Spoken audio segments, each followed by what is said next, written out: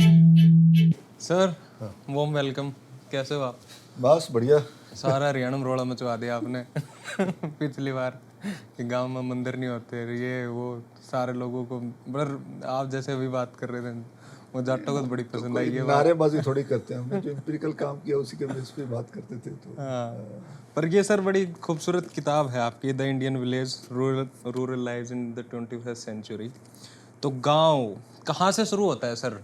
ये गांव का इतिहास शुरुआत से शुरुआत बताइए, जो मतलब बिल्कुल स्टार्टिंग, जो सिविलाइजेशन, और वहाँ से कहाँ से है इसकी स्टोरी स्टार्टिंग गांव की? कोई एक स्टोरी नहीं है, कई कई स्टोरीज होंगी, हर जगह पे अपनी अलग किस्म की स्टोरी होगी। हम एक कैटेगरी यूज करते हैं गांव। अगर सिंपल ये देखें कि हाँ भी जहाँ लोग मिलजुल के एक जगह पे रहने लगे, पहले ज़्यादा जो नेचुरली पेस्टोरल कल्चर ज़्यादा था। खाना खाना है आपको, जैसे बाकी जीव जंतु रहते हैं, जंगल में रह रहे हो, अभी यहाँ खाना नहीं मिल रहा तो आगे चले जाओगे, यहाँ पे बरसात आ गई या ड्राउट आ गया कहीं और चले जाओगे। तो उसमें कोई सेटलमेंट नहीं थे। तो गांव का मतलब है कि जो पहली बार ह्यूमन बीइंग्स जो एक जगह पे इकट्ठे होकर रहने लगे, तो वो सेटलमेंट्स के भी कई कई तरीके हैं। डिपेंड करता है किस तरह का इकोलॉजी है, किस तरह की अवेलेबल पॉसिबिलिटीज़ हैं। तो किसी न किसी तरीके से गांव का इतिहास जो है वो खेती बाड़ी के इतिहास से जुड़ा हुआ है। ओके। तो जब इंसान अपनी साइंटिफिक इन्वेंशन करता है कि एक जो दाना लेके, सीड लेके उसको उगाया जा सकता है, उससे पहले नहीं उगता था, लोग वैसे ही खाते थे और जो भी होता था इकट्ठा करके खा पी लेते लोग। हंटर एंड गैदरर सोसाइटी जिनको कहते हैं। तो जैसे ये एग्रीकल्चरल रेवोल्यूशंस होते हैं कि लोग एग्रीकल्चर कर सकते हैं, क्योंकि उसके लिए बहुत ज़्यादा, जैसे आज आप बात करते हैं आर्टिफिशियल इंटेलिजेंस की, उसी लेवल का वो रेवोल्यूशन था। अच्छा। कि एग्रीकल्चर, अब हम एक जगह पे बैठ के अपना खाना पका सकते हैं, खाना बना सकते हैं। खाना बनाने का मतलब ये कि खाना उगाना पहले पड़ेगा। अब उगाने लगेंगे जब आप, तो फिर बहुत उगा सकते हैं। पहले तो अपनी ज़रूरत का ही होता था, इकट्ठा कर लिया, उसके बाद बात खत्म। अब आपकी फसल आई तो फसल में तो बहुत कुछ होता है। एक अगर 50 लोग इकट्ठे बैठे हैं वहाँ पे एक सेटलमेंट में रह रहे हैं, तो वो जो आपने उगाया है तो वो तो 500 लोगों को खिला सकता है। तो नेचुरली फिर गाँव का मतलब ये है कि एक नए तरह का एक आर्थिकता, जो नई इकोनॉमी आती है, तो एक ह्यूमन हिस्ट्री में बहुत बड़ा रेवोल्यूशन था वो। ओके। तो लेकिन उसके भी वही, जैसे मैंने कहा कि अलग अलग इकोलॉजीज थे, अलग अलग जो रीजन्स थे। जैसे पहाड़ हैं, पहाड़ों में सेटल होना किसी न किसी लेवल पे आसान है, वहाँ पे प्रोडक्टिविटी भी ज़्यादा होती है अगर आपको आपके काम की चीज़ मिल रही है एक जगह पे। लेकिन हाउसेबल प्लॉट्स नहीं होते, हाँ, तो ये वहाँ भी है। छोटे छोटे सेटलमेंट्स होंगे। फिर जो प्लेन्स हैं, जैसे हमारे इंडो गैंजेटिक प्लेन्स हैं, तो उसमें गांव का ये भी था, खेती करने के लिए पानी चाहिए। हाँ। तो पानी कहाँ से आएगा? एक तो बरसात का पानी है, दूसरा फिर जो नदियों के आसपास जो इलाके थे, क्योंकि वहाँ पे पानी आता है, कभी फ्लड्स भी आ जाते हैं, तो वो बहुत प्रोडक्टिव इलाके थे। Okay okay. तो ये जो गैंजेटिक, गैंजेटिक प्लेन्स हैं इंडिया के, नॉर्थ इंडिया के, पंजाब से ज़्यादा ये ज़्यादा प्रोडक्टिव थे इंडिया में देखा जाए तो। अच्छा। फिर साउथ का अपना अलग से पैटर्न रहा है, बाकी दुनिया में अलग अलग पैटर्न रहे हैं। तो एक गांव का एक सिंगल हिस्ट्री नहीं है, कई सारी इतिहास हैं। और जो सबसे बड़ी बात जो कहने की ज़रूरत इसमें यह है कि जब गांव का विकास, गांव बसने शुरू होते हैं, गांव बसने शुरू होती है तो साथ में खेती बाड़ी शुरू होती है, और उससे जो सरप्लस आता है उससे व्यापार भी शुरू होता है उसी टाइम पे। अच्छा। मतलब उसी टाइम का मतलब 200-400 साल इधर उधर जो बात होती है, तो जब व्यापार शुरू होता है, सरप्लस आता है, तो उससे एक नया एक वर्ग भी निकल के आता है, हाँ, एक जिसको क्लास। हाँ क्लास निकल के आती है, जो जो सिर्फ राज कर सकती है। क्योंकि अब जब आप खेती करने लगे तो आपको कोई स्लेव बना के आपसे खेती करवा सकता है, खुद करने के काम करने की जरूरत नहीं है। तो ये भी गांव है। जो इंसान के जो, जिसको हम बोलते हैं अंदर का डिफ्रेंसिएशन, उनका अलगाव जो शुरू होता है, वो भी उसी टाइम पे शुरू हो जाता है। तो उसमें सबसे पहले होता है जब भी, जैसे भी थोड़ा बहुत प्रॉपर्टी बननी शुरू होती है लोगों की, तो उस पे मोनोपोली करने के लिए फिर वो ये जो औरत को कॉलोनाइज करना बहुत जरूरी होता है, इंस्लेव करना बड़ा जरूरी हो जाता है। तो परिवार आने शुरू हो जाते हैं। परिवार का मतलब ये है कि हाँ भी आपका बच्चा जो है, आपको मालूम है पक्का है कि आपका ही है। तो अच्छा। इसी तरह जो शहरों का इतिहास है, तो शहर में आता है नया इलीट। इसका मतलब जब गांव बसता है, जब खेती बाड़ी होती है, तो उससे व्यापार भी शुरू होना होता है। व्यापार होता है तो एक एक नया वर्ग शुरू होता है, उससे शहर भी आते हैं, कस्बे आते हैं। तो शहर और गांव का जो इतिहास है वो एक साथ जुड़ा है, वो अलग नहीं है, पैरेलल है वो पैरेलल है। ओके सर, जैसे एक इंटरेस्टिंग बात आपने कही इस बुक में, आपने एक रेफरेंस दिया चार्ल्स मैटकॉफ का, जो ब्रिटिश ऑफिसर थे यहाँ पर और बड़े ही प्रोमिनेंट ऑफिसर थे, महाराजा रणजीत सिंह के दरबार में भी थे और यहाँ पे रेजिडेंट कमिश्नर भी रहे, कि इंडियन जो विलेज रिपब्लिक का जो उन्होंने कॉन्सेप्ट दिया कि विलेज रिपब्लिक, जो यहाँ के जितने भी गांव हैं वो आपस में गांव में ही सब कुछ एक तरीके का वो रिपब्लिक है और डिपेंडेंसी एक दूसरे के ऊपर है और वो एक रिपब्लिक के जैसे काम करता है। तो ये विलेज रिपब्लिक की बनना कब से स्टार्ट हुआ है कि भाई ये तेरा काम है, ये तेरा काम है, ये तेरा दो काम? चीजें हैं, एक तो गांव की सच्चाई है, एक गांव की धारणा है। हम सबकी अवधारणाएं होती हैं चीज के बारे में, अपने परिवार के बारे में, परसेप्शन है अपने रिश्तेदारों के बारे में। और गांव क्योंकि हम वहाँ जमे हैं, वहाँ बड़े होते हैं, वहाँ की एक आइडेंटिटी हम अपने अंदर लगा लेते हैं। गांव के लोगों से जुड़ा लोगों का नाम भी होता है, गांव के हिसाब से फिर आपको बाहर के लोग जानना शुरू करते हैं कि एक नोटोरियस गांव है तो उसके सारे लोगों को नोटोरियस समझा जाएगा। हाँ। तो गांव की एक धारणा भी साथ में, वो भी एक सच्चाई है, वो भी एक यथार्थ है। वो हो सकता है कि वहाँ पे नोटोरियस लोग 10 ही हों, बाकी 90 जो हैं 200 लोग हैं वो बड़े सीधे साधे हों और 5-4 तो बिल्कुल ही सब शरीफ लोग आपको वहीं मिलेंगे। तो फिर भी एक बार आदत वो उसका एक नाम बदनाम हो गया तो पूरा गांव ही बदनाम हो जाता है। तो अंग्रेज एक राज करने आए थे यहाँ, पहले तो व्यापारी बन के आए थे और व्यापार के साथ साथ वो किसी न किसी लेवल पे जब ये शुरू होता है दौर कॉलोनाइजेशन का, तो कॉलोनी का मतलब ये है कि आप यहाँ जो वो आपका राज है तो वो सिर्फ ये राज करने के लिए नहीं आए थे, वो यहाँ पे लूट खसोट करने के लिए भी आए थे। बाहर से लोग जब भी आते हैं कोई लूट खसोट करने के लिए आते थे पहले, कोई घुस के चला गया, कई लोग आए यहाँ पे बस गए, यहीं के हो गए। और अंग्रेज जो थे ये एक अलग किस्म की रिश्तेदारी में थे। इन्होंने आके इंडिया को कॉलोनाइज कर लिया और भी बहुत सारे लोगों को कॉलोनाइज किया। तो करीबन 200 साल तक यहाँ पे लूटा उन्होंने हमारे को, जिसको हम प्लंडर बोलते हैं ना। यहाँ का जो सारा जो माल पानी था वो लेके वहाँ गए, तो वो तो विकसित देश बन गए और ये हमारे को अविकसित कर गए। तो यहाँ पे जितना इनका रेवेन्यू होता था, हिंदुस्तान तो बड़ा अमीर देश माना जाता था, वो अब लोग एस्टिमेट लगाते हैं, कोई उस टाइम बड़ी हाई जीडीपी और ये हाँ 20% 25% दुनिया की जो जीडीपी थी उसका वो इंडिया ही था। मतलब किसी ना किसी लेवल पर उसमें सच्चाई है भी सही। जो ये एक इकोनॉमिस्ट हैं फ्रांस के थॉमस पिकेटी, उन्होंने लिखा है कि इंडिया और चाइना मिला के ही दुनिया की जो सबसे बड़ी इकोनॉमिक वेल्थ थी वो यहीं पे कंसंट्रेटेड थी। ओके। तो कॉलोनाइजेशन के साथ वो सारा का सारा जो प्लंडर होता है, अब 2-3 चीज़ें हो रही हैं। एक तो ये है कि वो यहाँ पे सेटल हो गए हैं, यहाँ के हिसाब से वो अपने नई पॉलिसीज भी बनाते हैं, अपने नए सिस्टम लगाते हैं कि हाँ भाई तुम्हारी ये ज़मीन है। पहले ज़मीन किसी के अकेले के नाम पे नहीं होती थी, ज़मीन कभी गांव की होती थी, कभी ठीक है जी तुम्हारी अपने कब्जा है इस पे, लेकिन उनको कागज़ पत्र नहीं होता था, कोई ज़मीन का बिकाव नहीं होता था, कोई खरीदता नहीं था ज़मीन को। ज़मीनें पड़ी थी, लोग जिसने बसा ली। तो अंग्रेज़ों ने आके क्या किया कि उसका एक नए तरीके से, क्योंकि उनके दिमाग में एक खास तरह का सिस्टम था, उनको अपना क्या चाहिए, टैक्स चाहिए था, लैंड टैक्स। आप 5 किले ज़मीन पे खेती कर रहे हैं तो 5 किले के आप हमारे को 500 रुपये या 50 रुपये, जितना भी उस तरह बनता था वो हमारे को देना है। तो अब वो भी उसके अलावा कहीं ना कहीं पे उन्होंने नए गवर्नेंस सिस्टम भी बनाया, यहाँ पे अखबारें भी आई और रेलवे भी आया और नए सब कुछ काइंड ऑफ बदला है।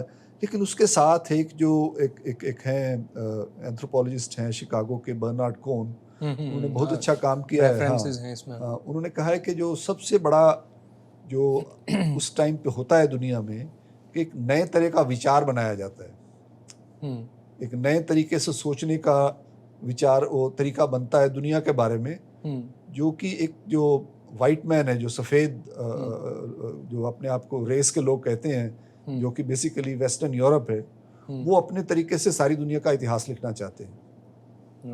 क्योंकि उन्होंने सारी दुनिया को कॉलोनाइज कर लिया है। अब इतिहास अलग अलग तरीके से हर जगह पे विकसित हो रहा था। ये एरिया काफ़ी विकसित था, चाइना बहुत विकसित था, इजिप्ट वगैरह के ये जो नॉर्थ अफ्रीका है, ये एरियाज में बहुत विकसित एरियाज में माने जाते थे। ट्रेड था, उसको अब सिविलाइजेशन कह लीजिए। वहाँ पे बहुत साइंस भी थी, इस तरीके से कुछ इलाके यूरोप में भी थे जिसको ग्रीक सिविलाइजेशन बोलते हैं। तो ये सारे के सारे एरियाज में अलग अलग तरीके से विकास हो रहे थे।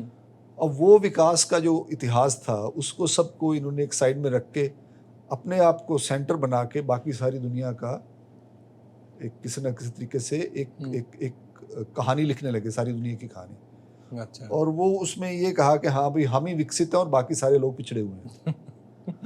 अब बाकी सारे लोग पिछड़े हुए हैं तो हम उनको हेल्प करने जा रहे हैं कि हाँ भाई आप भी निकल आओ। तो उसी में से वो एक धारणा बनाते हैं जो कि अपने आप को बताने के लिए, हमारे को बताने के लिए नहीं है। सबसे बड़ी बात है कि उसी टाइम पे ब्रिटेन में डेमोक्रेसी आ रही है। वो जाते हैं जब तो उनके अपने लोग पूछते हैं कि भाई तुम तो डेमोक्रेसी की बात कर रहे हो, दूसरी तरफ से तुम इंडिया को कॉलोनाइज करके बैठे हुए। वो कहते नहीं जी, इंडिया तो जो है ना ये होपलेस प्लेस है, वहाँ पे कोई विकास संभव भी नहीं है। तो कहते हैं उसका किस बेस के कह सकते हो तुम? कहते जी सारे इंडिया के जो लोग हैं ना वो सिर्फ गांव में रहते हैं। So India is a land of villages. और सिर्फ गांव में नहीं रहते, हर गांव अपने आप में एक ऑटोनमस चीज़ है। जो गांव में अगर 300 लोग रहते हैं, 150 घर है, तो वो सिर्फ एक अपने आप में सीमित रहते हैं। उनका एक अपना कास्ट सिस्टम है, ज़मीन जो है वो गांव की ज़मीन है, सब कोई अपने हिसाब से काम करता है। जो मोची है वो मोची का काम करता है, जो किसान है किसानी का काम करता है, जो बार्बर है वो बार्बर का काम करता है। और सब आपस में एक दूसरे के साथ बांट के खाते हैं जो भी खेती में होता है। तो ना तो वहाँ पे बाहर का कोई आता, ना कोई बाहर जाता। तो असल में उनके हिसाब से जो इंडिया, जिस तरह से ये मैकाफे ने रिपोर्ट किया कि हर 5 किलोमीटर में, 10 किलोमीटर में, 3 किलोमीटर में एक गांव मिलेगा, फिर थोड़ी बार दूसरा गांव मिलेगा, फिर तीसरा गांव मिलेगा, कि वहाँ पे जो असल रिपब्लिक है, जो वहाँ का देश है, वो गांव ही है। और बाकी आगे पीछे कोई लेना देना नहीं है किसी को। तो इसीलिए हम तो फॉरेनर है ही नहीं, जो रूलर है वहाँ पे वो सारे ही फॉरेनर हैं। तो हमारी भी कोई अपने फॉरेन होने वाली बात नहीं है। हम तो ऐसे ही जाके, मतलब पहले कोई अगर रंजीत सिंह राज करता था तो हम राज करते हैं, पहले मुगल राज करते थे। गांव के लिए हर कोई फॉरेनर है। तो ये एक धारणा बनाई गई थी जो सच्चाई नहीं थी। गांव के लोग तो हमेशा बाहर जाते थे। अब यही देखिए ना, जो हरियाणा के जाट हैं तो उनमें शादी करनी है अगर आपको, तो 16 गोत्र जो है वो दोनों साइडों से मैच नहीं करने चाहिए, और कोई भी गांव के अंदर शादी नहीं करेगा। अब 16 गोत्र अगर सांगवान साहब के मैच नहीं कराने हैं तो उनको कम से कम भी 50 कोस दूर जाना पड़ेगा, 20 कोस जाना पड़ेगा, तब कोई परिवार मिलेंगे, क्लस्टर मिलेंगे जिनके साथ 16 जनरेशंस तक कोई रिश्ता नहीं रहा। उसका बहुत फायदा था। एक तो जेनेटिकली आपको डाइवर्सिटी होती है, दूसरा फिर सांगवानों की जो खाप है वो आप 50 किलोमीटर तक फैलेगी। उस टाइम पे मोटरसाइकिल तो होते नहीं थे, कारें तो होती नहीं थी, चल के जाना है, टाइम भी लगता था। लेकिन फिर भी जो ये जो संस्थान बनाए थे, तो गांव नाम की कोई उस तरह का आइसोलेटेड गांव नहीं था। ये कहना कि गांव तो गांव में ही रहता था, ये गलत था कंप्लीटली। गांव की हर औरत बाहर से आई होती थी। जो शादीशुदा औरत है वो गांव की तो कोई भी नहीं होगी, क्योंकि विलेज में तो काम शादियां होती नहीं, विलेज एक्सोगामी होती है हमारे यहाँ। सारी जातों में यही है कि आपकी शादी जो होगी वो गांव से बाहर होगी। किसी का एक 20 गांव का एरिया होगा, किसी का 50 गांव का एरिया होगा, किसी का 500 गांव का एरिया होगा। तो जितने फैल सकते थे वो फैलाते थे लोग। जितनी आपकी रिश्तेदारी बढ़ेगी उतना आपका एक किसी ना किसी तरीके से जिन लोगों के पास पावर होती थी वो और भी बढ़ाना चाहते थे। और गांव का जो है रिश्ता शहर के साथ बिल्कुल शुरू से था। जैसे मैंने कहा पहले आपको, जैसे गांव का और शहर का विकास साथ साथ होता है। अब जैसे ही खेती बाड़ी होती है, अब हरियाणा में जो अभी जो जाट गुज्जर पहले तो पेस्टोरल कम्युनिटीज थे, ज्यादा इनका जो वेल्थ होता था वो कैटल के थ्रू होता था। अब कैटल का क्या मतलब है? अब कैटल कोई ऐसे कोई हमारे यहाँ उस तरह का कोई बीफ खाने का तो कल्चर है नहीं। कैटल होता था दूध के लिए, जो हरियाणा कहते हैं, हरियाणा ये दूध दही का खाना। दूध दही का खाना का मतलब क्या है? वही तो वो दूध बनाते थे, उसका घी बनाते थे। अब एक आदमी के पास 25 भैंसे हैं या 40-50 भैंसे हैं, ऐसे घर अभी तक मैंने देखे, आज से 30-25 साल तक पहले तक, अभी तो खैर कम हो गए, लेकिन 25-30 साल पहले तक गाँव में एक एक घर में 40-40 पशु होते थे। Oh my God. तो 40 तो वो जो पालने वाला वो तो पागल हो जाएगा। और वो ना, तो लेडी होती थी, वही तो उनकी वेल्थ होती थी, मेन वेल्थ। जैसे आपके पास वो है जमीन है, ऐसे आपके पास 40 पशु हैं, 2-4 काम करने वाले हैं। उनका बहुत फायदा होता था। उनका फायदा ये होता था कि भाई आपके पास कोई, जैसे एग्रेरियन क्राइसिस की बात कर रही है, शादी करनी है तो 2 भैंस बेच दो, 4 भैंस बेच दो, तो आपका काम चल जाएगा। तो भी 10, 12, 15 तो आम लोगों के पास होते थे। ये 1980s में जब मैंने फील्ड वर्क किया था, ये जो गांव है हरियाणा के ही पानीपत के आसपास, तो 30, 35, 40 तक तो मैंने खुद देखे हैं। ये जो नीरज है खंदरा विलेज, उसका भी मैंने स्टडी किया था। उसमें भी 2-3 घर थे जिनके पास 35-40 मवेशी थे। तो वो जो मवेशी जो उनका घी निकालते थे, और ये कोई नई बात नहीं है, पहले पेस्टोरल कम्युनिटीज थी, हर गांव में बाहर ग्रेजिंग ग्राउंड हुआ करते थे, चले जाया करते थे, शाम को वापस आ गए। अब जिस आदमी को रोज का अगर 200 लीटर दूध निकाल लिया आपने, 50 लीटर भी निकाल लिया, 50 लीटर तो पियोगे नहीं आप, तो क्या करोगे उसको? उसको कुछ ना कुछ तो करेंगे, ट्रेड प्रोसेस करोगे ना। आप क्यों बनाते हो, क्यों 50 लीटर? वो अभी तो दूधिया आके ले जाता है, पहले दूधिया भी नहीं होता था, तो उसको कहीं ना कहीं से उसका घी बनाते थे, और घी की मार्केट होती थी। तो मार्केट कहाँ होगी? मार्केट शहर में होगी। मार्केट तो सारी दुनिया तक थी। इंडिया की जो खेती बाड़ी थी, इंडिया की जो खेती बाड़ी, अंग्रेज आए किस लिए थे यहाँ पे? व्यापार के लिए। तो व्यापार के लिए आए थे। किस चीज का व्यापार करना था उनको? इन्हीं मसालों का। और मसालों का। मसाले कहाँ उगते थे? हिंदुस्तान। जो आपकी कार्डिमम है, इलायची जिसको बोलते हैं, तो वो तो केरला के गांव में ही उगती है ना। तो गांव तो सारा का सारा दुनिया के साथ इंटीग्रेटेड था। अब ये कह रहे हैं कि गांव is an isolated, insulated village community.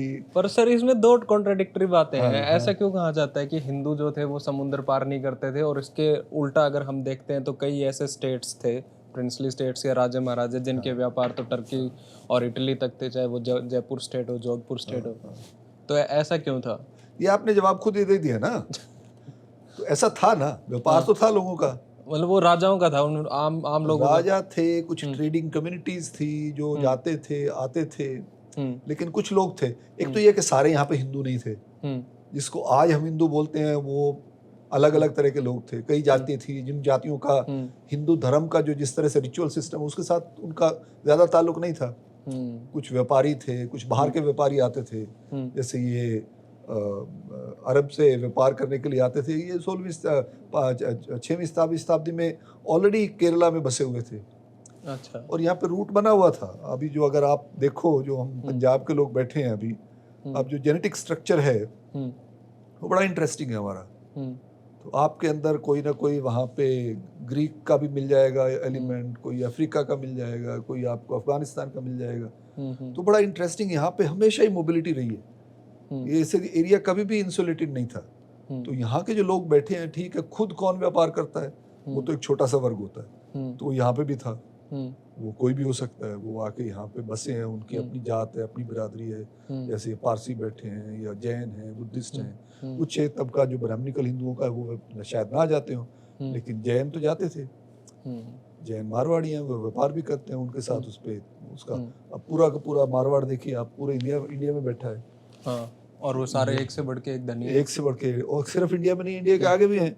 आपको मलेशिया में मिल जाएंगे, आपको फिजी में मिल जाएंगे, आपको बर्मा में मिल जाएंगे, आपको थाईलैंड में मिल जाएंगे। पूरा जो बुद्धिज्म गया यहाँ से, पूरा का पूरा एशिया जो है भरा पड़ा है। कब गया वो? ये उसी टाइम के बाद 20वीं शताब्दी में तो नहीं गया ना। तो पिछले 2-4 साल की इतिहास है ये। तो ये दोनों साइड में हो रहा था। वेस्ट में भी हो रहा था और ईस्ट में भी हो रहा था। इंडिया एक बहुत इंपॉर्टेंट सेंटर था।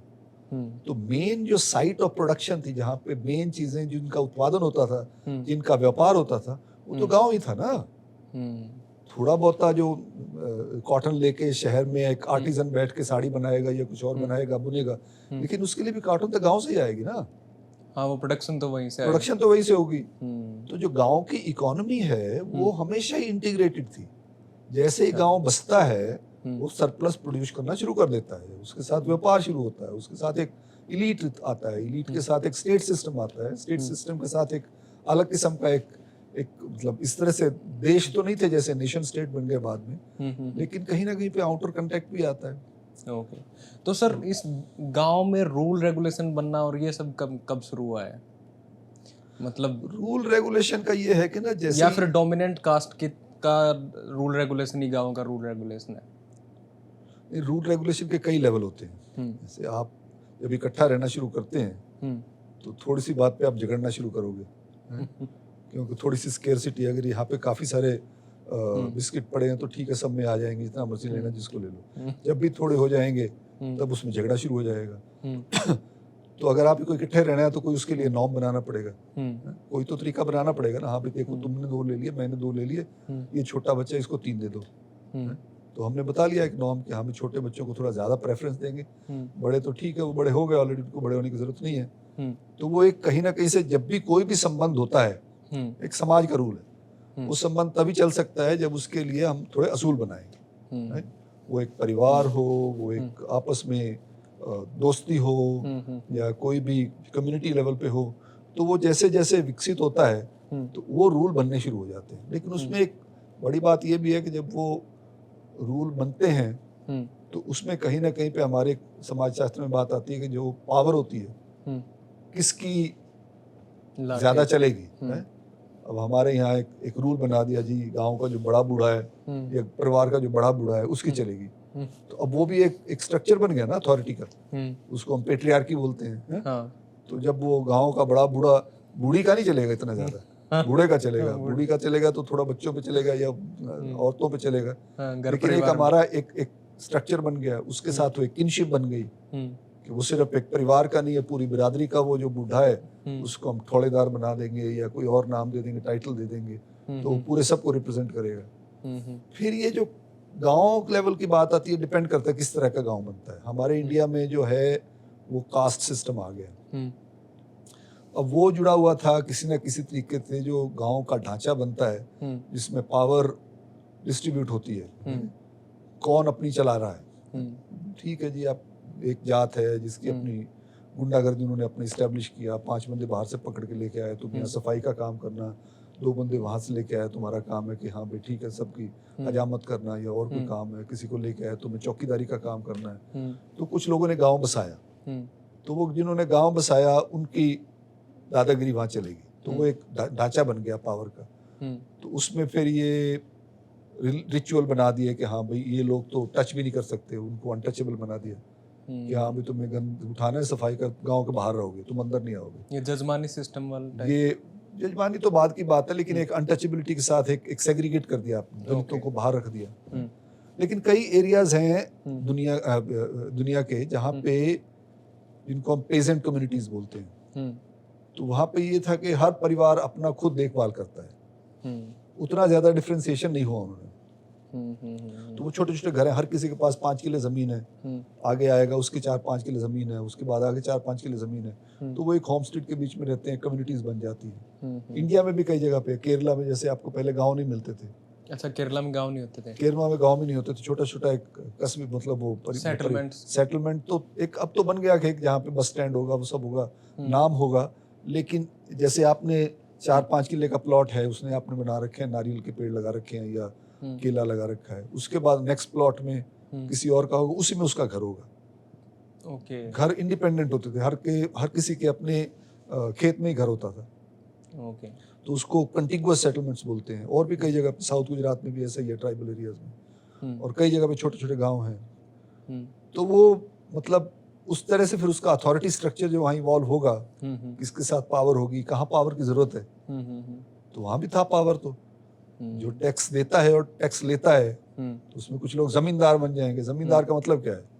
हमारे यहाँ तो जमींदार का मतलब यही है कि जिसके पास जमीन है। लेकिन पहले जमींदार होता था कि हाँ भाई, हम जो किसानी वाला बंदा है वो तो खेती करेगा, लेकिन जमीन का जो मलकियत होगी या पावर होगी वो उसके पास होगी, जो आपसे वसूल करता है टैक्स। ये भी है। वो जगीरदार, जमींदार, ये टाइटल अलग अलग तरीके से अलग अलग राजाओं ने दिए। तो वो एक अलग अलग किस्म के पावर स्ट्रक्चर थे। एक तो हमारे यहाँ भी एक किस्म का फ्यूडलिज्म था जिसको कहते हैं। फ्यूडलिज्म का मतलब ये कि एक राजा है, राजे के साथ फिर बड़े लोग जुड़े हैं, वो लैंड टैक्स लेते हैं और उनकी पूरी काइंड ऑफ गुंडागर्दी चलती है, पावर चलती है। उनके पास फोर्स भी है, कोई रिवोल्ट करेगा तो उसको मारेंगे भी सही, और कोई क्वेश्चन नहीं कर सकता। तो ये अलग अलग तरह के हर जगह पे एक पावर स्ट्रक्चर इवॉल्व होता है। तो उसी तरीके से कास्ट का जो सिस्टम है वो भी एक पावर के तरीके से ही आता है। तो उसी को रेगुलेट करने के लिए, फिर गांव की जिंदगी को रेगुलेट करने के लिए आपने जात बिरादरियां बना दी। उसमें भी अलग अलग वेरिएशंस हैं, कुछ गांव हैं यहाँ हमारे हरियाणा में मिल जाएंगे आपको गांव जो सिर्फ झीमरों का गांव होगा, जाटों का कोई अकेला नहीं मिलेगा, लेकिन ओबीसी टाइप कम्युनिटीज है उनका अपना एक्सक्लूसिव गांव मिल जाएगा। ऐसा क्यों सर? ये पता नहीं मेरे को, ये इसका मतलब कोई होगा, उनका एक हिस्ट्री रही होगी, तो वहाँ पे वो आके उनको जमीन मिल गई तो वहीं पे अलग से रहना शुरू कर दिया। गांव कोई एक स्टैटिक चीज नहीं है, ये नहीं है कि गांव बना था आज से 5000 साल पहले। ऐसे गांव मिल जाएंगे आपको जो 200 साल पुराने हैं, 50 साल पुराने हैं, गांव तो अभी भी बस रहे हैं। हाँ, ये भी है। तो जैसे किसी को जमीन मिल गई तो उनकी बिरादरी ने आके वो 500 किले जमीन एक जोतना शुरू कर दिया, वो सारे के सारे एक ही बिरादरी के हैं, तो वहाँ पे डिफरेंशिएशन नहीं हुआ। हमारे यहाँ भी है अभी भी religion हाँ मिल हाँ, जाएंगे ऐसा है, आपको। ऐसा है। हाँ। जैसे सर हरियाणा में तो ये भी तो कहते हैं कि हमारा जो कानून है वो यही है कि खाप खेड़ा और खेत, इस तरीके की जो बातें करते हैं। हाँ, लेकिन ये जाट ही कहेगा ना, जिसकी खाप है, जिसका खेड़ा है, जिसका खेत है। हाँ अब जो दलित है, जिसके पास ना खाप है, ना खेड़ा है, ना खेत है, उसकी कहावत कोई और होगी। हाँ। तो गांव की जो कंसेप्शन भी है, गांव की जो धारणा बता रहा था मैं, वो धारणा अलग अलग है। अच्छा। गांव में आप कौन है, औरतों की धारणाएं अलग है अपने गांव के बारे में, वो गालियां भी निकालती हैं और मर्दों को, उनके गाने सुन के देखो, जब गाने गाती है ना तो मर्दों के बारे में, मर्द अपने आप को तो बड़ा ऊंचा समझते हैं, वो किसी पल्ले का नहीं छोड़ते मर्दों को, डिकोड करके देखो। हाँ, शादी ब्याह के टाइम तो हाँ, बहुत फोकलोर सुना होगा आपने। हाँ, हाँ, खूब। और सबसे ज्यादा तो उन्हीं ससुर और वो जो हाँ। वो सारा जो गुस्सा उनको निकालते हैं अपने। उन्हीं के निशाने पे। तो सर ये रिलीजन कैसे स्टार्ट हुआ गांव में? रिलीजन नेचर होता था, नेचर वर्शिप होती थी, एंसेस्ट्रल वर्शिप होती थी, या फिर एक तरीके का जो रिलीजियस स्ट्रक्चर जो है एक तो ना गांव कोई आइसोलेटेड चीज नहीं है, ये हमारी धारणा है ना, खास तौर पे जो जैसे हम बात कर रहे थे अंग्रेजों के टाइम से शुरू होता है, उससे पहले भी है, और फिर हमारे लिटरेचर वाले भी गांव को सेलिब्रेट करना शुरू कर देते हैं, रोमांटिक सा इमेज बना देते हैं। ऐसी कोई चीज नहीं है। गांव में सब तरह के लोग होते हैं, बदमाश भी होते हैं, शरीफ भी होते हैं, चोर भी होते हैं, अच्छे भी होते हैं, भाई भी होता है आपका, दुश्मन भी होता है, वो परिवार के अंदर भी आपके भाई दुश्मन होते हैं। गांव वाले बड़े स्मार्ट लोग होते हैं, बड़े श्रूड होते हैं, बड़ा कैलकुलेटिव होते हैं, उनको हर चीज का पता होता है। ये सोचना कि गांव के लोग तो भोले भाले हैं, उनको कोई हिसाब नहीं आता है, सब झूठ है। अब ठीक है, मतलब पढ़ाई लिखाई उस तरह की ना हो, लेकिन उनको अपने हिसाब से सब कुछ आता था। आज से 500 साल 5000 साल पहले भी आता था। अब कहाँ, हड़प्पा मोहनजोदाड़ो की सिविलाइजेशन में भी उनको सब कैलकुलेशन याद थे, इंजीनियरिंग भी थी सब उनके पास। तो ऐसा कुछ नहीं है कि गाँव का जो है कोई अलग यूनिक कोई वहाँ पे कल्चर रहा हो या यूनिक तरह से लोग। धार्मिकता जो है वो कहीं ना कहीं से, जो गाँव में धार्मिकता है वो उस रीजन को रिफ्लेक्ट करेगी। मेरे हिसाब से जो है, हमें रीजन के बारे में सोचना चाहिए। रीजन का मतलब ये है कि जहाँ पे आप जाते हैं एक दूसरे को समझ सकते हैं। फॉर इंस्टेंस हरियाणा पंजाब ले लेते हैं। हाँ, तो रीजन वो होगा जहाँ पे आपकी बोली चलती है, जहाँ भी आपकी आवाज, आपकी बोली जो है वो समझ नहीं आती, इसका मतलब उस एरिया में आप नहीं गए। जब आपको शादी करने जाना है किसी जाट को, 16 गोत्र, उसमें 16 गोत्र तो देखेगा, लेकिन ये भी देखेगा कि हमारे तरह का ही जाट है वो, उनको हमारे वाली बोली आनी चाहिए, हरियाणवी आनी चाहिए, या पंजाबी आनी चाहिए, या बागड़ी आनी चाहिए, जो भी है। तो उसका जो कल्चरल रीजन है वहीं रहेगा।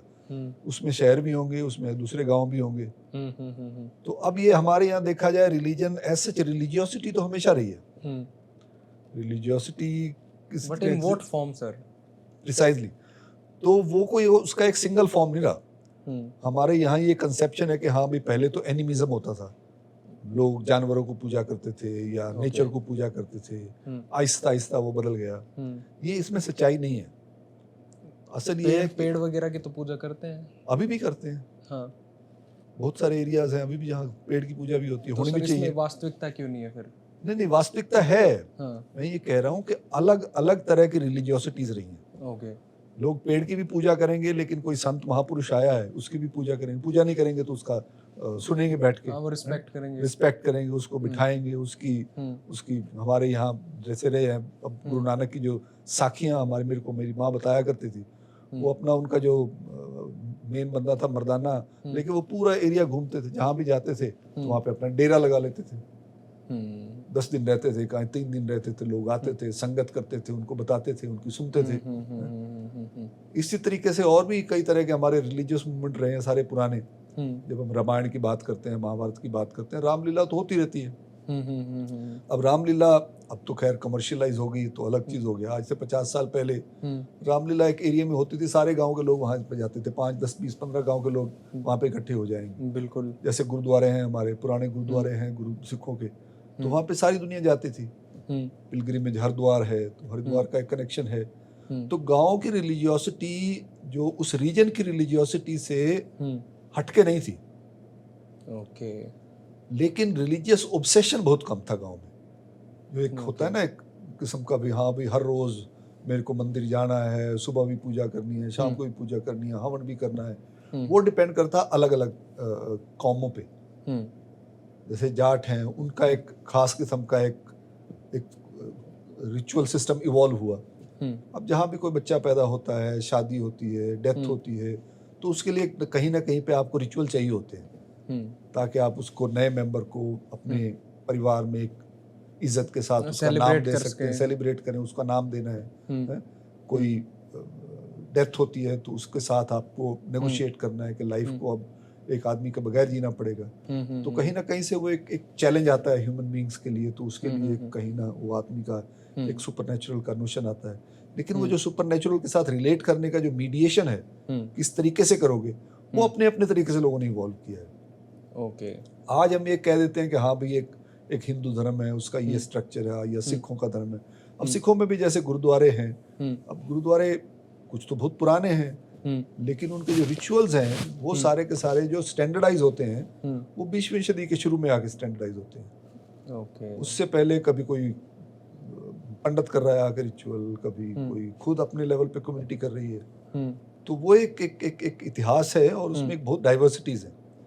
अब हरियाणा में कई एरियाज में जहाँ पे मैं फील्ड वर्क कर रहा था, वहाँ पे एक मेला होता था अगस्त के महीने में, उसको गुगा पीर का मेला कहते हैं। अब ये गुगा पीर कई जगह पे है। अब गुगा क्या है? गुगा कोई तो उसको लोग स्नेक गॉड कहते हैं, लेकिन पीर भी अब है। पीर का मतलब क्या है? पीर तो सूफी इस्लाम के साथ जुड़ी बात है ना। और वहाँ पे कोई मुसलमान नहीं जाता था। तो वो गुगा पीर के मेले में वो उस एरिया के 10, 12, 15 जो गांव हैं उनके लोग इकट्ठे होते थे। वहाँ पे मेला लगता था, एक हफ्ता चलता था मेला। हमारे यहाँ अभी भी होता है ऐसा। हाँ, अभी भी शायद चलता हो। हाँ, तो आपका कौन सा? तो उस एरिया में भी इस तरह से मेले होते हैं। तो अब ये बड़ी एब्स्ट्रैक्ट सी चीजें हैं। अब गुगा पीर का कोई मंदिर भी नहीं है। हाँ, कोई मंदिर भी नहीं है उनका। एक जगह पे है मंदिर, बाकी अब बना होगा मंदिर। उसका इतिहास देखोगे तो बहुत पुराना नहीं होगा। एक कहीं टूटम सा छोटा सा लगा रखा है, वो भी शायद नहीं है। हाँ, पहले तो नहीं होते थे वो बिल्कुल। और सो मेले में जाओ, वहां पे कोई ऐसा कोई पूजा भी नहीं हो रही। हाँ, पूजा का तो कोई है ही नहीं। हाँ, लेकिन है कहीं ना कहीं से रिलीजियस। गुगा पीर का मतलब है धर्म के नाम पे जा रहे हैं हम। ओके। तो ये अलग अलग कम्युनिटीज के अलग अलग कंसेप्शन बने हैं। तो वो कहीं ना कहीं पे सारी कम्युनिटी जाती थी। कुछ ऐसे रिचुअल्स होंगे जहाँ पे जात स्पेसिफिक होंगे, कुछ सिर्फ औरतों के होंगे। तो हमारे यहाँ उस तरह का इंटरेक्शन था नहीं कि हर कोई जाके जैसे चर्च में हर कोई चला जाता था। तो उस तरह का एक कास्ट स्पेसिफिक रिलीजियोसिटीज बहुत स्ट्रांग थी। तो वो जो बनियों का मंदिर होगा वो बनियों का ही मंदिर ही होगा। हाँ, ये भी है। वहाँ सिर्फ बनिया ही उसको रखेंगे, बनिया ही जाएंगे, बनिया कभी पंडित लाएंगे नहीं, तो बनिया खुद ही पूजा करेंगे। तो हिमाचल में चले जाओ, वहाँ पे देवता है। अब देवता क्या हो चाहिए? उत्तराखंड में भी देवता है। देवता का मतलब क्या है? हाँ, यही है एक तरीके से। तो देवता वो छोटा सा कोई पत्थर होगा, वो उसी को देव बना दिया, वही देवता बन गया। उसके साथ एक आदमी बैठा होता है, वो उसके बिहाफ पे बोलता है।